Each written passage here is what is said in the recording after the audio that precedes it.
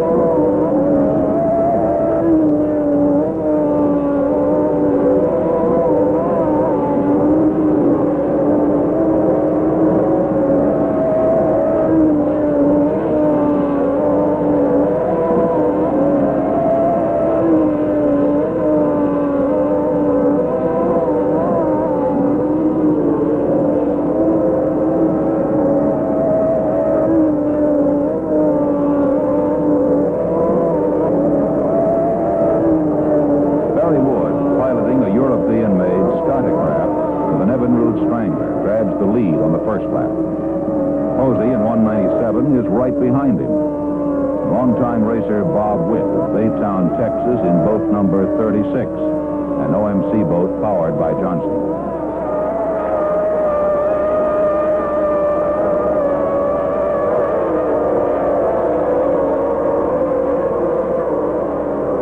That order didn't last long. Wood dropped out. Witt took over the lead ahead of Posey. Witt was flying almost literally in that stiff wind. Pushing 100 miles an hour, he increased his lead substantially. At the end of 1.5 hours, drivers with Johnson Stinger GPs held the first 4 places. Witt, then Posey, James Beard of London 3rd, and Johnny Sanders 4th.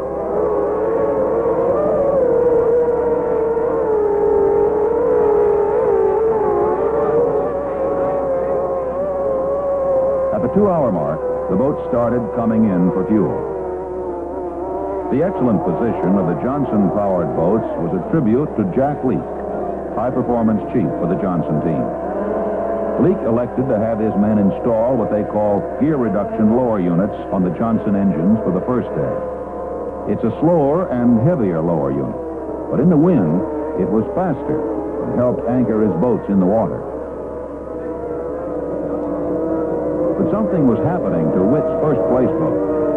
The outboard was flopping around, something visible to everyone but Witt. A frantic crew managed to get his attention and bring him into the pits.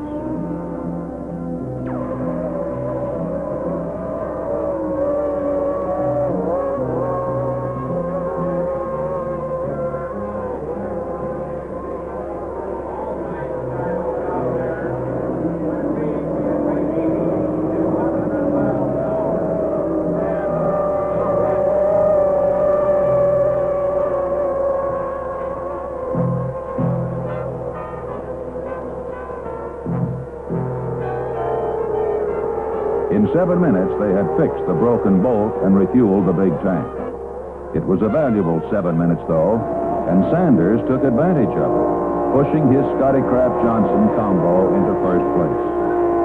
James Beard was second in a Cougar boat Johnson rig. Mercury took over third place with Bert Serra of Detroit. Cees van der Velden of Boxtel, Holland, another Merc driver, pulled into fourth place. Witt tried desperately to regain his position, but he had lost too much time in the pits with that repair operation.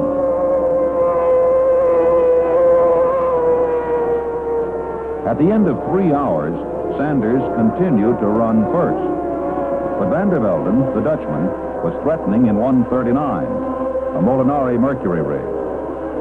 Then Sanders, thinking he had a huge lead on everybody, throttled his Stinger GP back a little for a rest. And in that moment, van der Velden snuck into first as the gun sounded, ending the first 4 hours. Tomorrow's another day. Havasu is different from other races. The overnight break gives crews a chance to inspect the engines.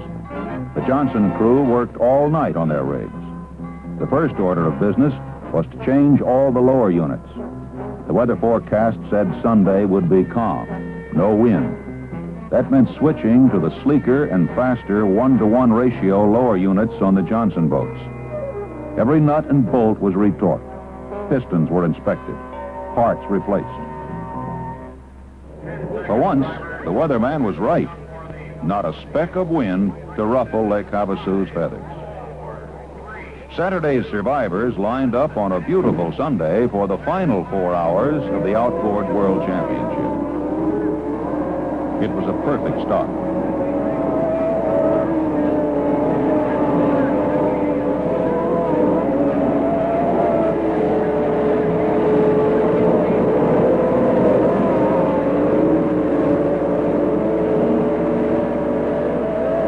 Everybody but Johnny Sanders. While everybody else was leaving, Sanders was trying to nurse his flooded engine back to life. 45 seconds later, it fired. And Sanders, in a hurry to catch up, forgot the rule that says on late starts, you've got to take a 30-second detour around part of the lake. He didn't, and that cost him a penalty lap. It all added up to Cees van der Velden increasing his lead and Sanders dropping back to fourth place. But Sanders, who's been driving these race boats since the early 60s, knows how to fly these hulls on the ragged edge without flipping. These boats are called tunnel hulls because there's a tunnel shape formed by the two sponsons. The tunnel traps air inside, causing a constant lifting force under the boat. It's fast, but risky. Sanders moved into second place. Then he began crowding first. Van der Velden fought hard to keep the lead, pushing his Molinari to its limits. Suddenly, out of a turn, he hit a wave the wrong way and rolled his boat over. Sanders stopped for gas and heard the good news that he was in first place. Now there was another challenge. Bert Serra, the Mercury driver, was in second place and closing. The Sanders-Serra duel provided to Havasu fans one of the most exciting head-to-head competitions they had ever seen. Looking back on it, this is what Sanders had to say. My pit signaled me to go, and I let it all hang out. I didn't know how close Serra was, and I kept looking around for him, but I never could find him. I was praying that everything would hold together.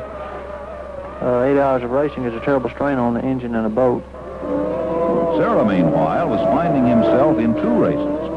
One was trying to overtake Sanders. Two was trying to keep boat number 12, piloted by Gold Cup champion Billy Schumacher, from taking over second. Schumacher, driving another Scotty Kraft Johnson Stinger GP, was also going all out and gaining on everybody. This despite the fact that it was his first race in this type of outboard boat.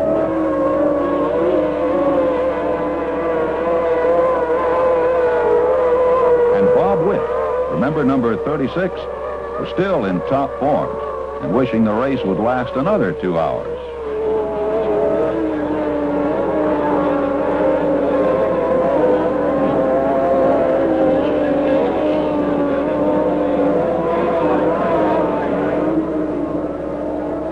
James Beard in 37 was also making up lost time and gaining on the field.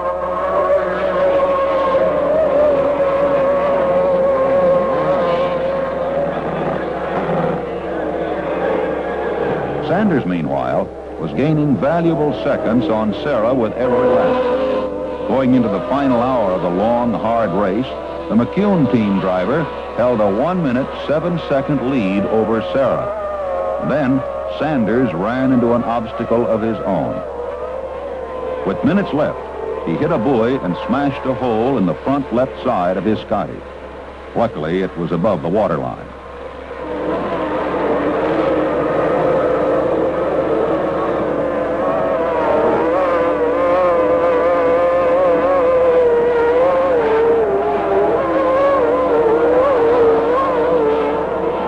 Sounded. Sanders took the checkered flag with his Johnson Stinger GP and Scottycraft. He quickly ran to the pits and drove his boat onto a trailer before the big hole could put 196 in an unwanted underwater position.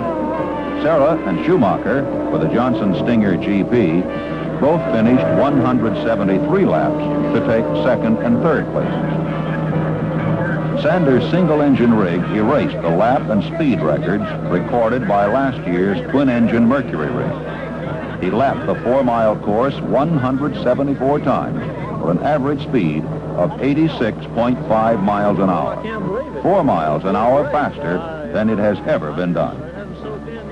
In the war over the fastest and strongest, Johnson won again, taking 4 out of the first 10 places, as Earl Bentz and Rich McKinley, another McCune driver, took 7th and 9th places as well. Sanders was elated, as well he should be, with an $18,000 check in his pocket. But for other reasons, too. He became the first driver in history to have captured the 4 biggest boat races in the world. The 6 hours of Paris, the 6 hours of Berlin, the Parker, Arizona 9-hour Enduro, and now the Outboard World Championship, all with Johnson power. His wife Melinda was equally happy and immediately made plans to buy a house. And so was W.C. Conover, Johnson Outboard's top man. The major victory capped a 5-year effort by the big outboard manufacturer to reclaim the #1 spot in outboard racing, the position it held in the 30s when it dropped out of outboard racing. And it was a big moment for the Johnson pit crew, who knew the meaning of that phrase, burning the midnight oil. For all of these, and for Johnny Sanders especially, Havasu was definitely the place to be Thanksgiving weekend, 1972.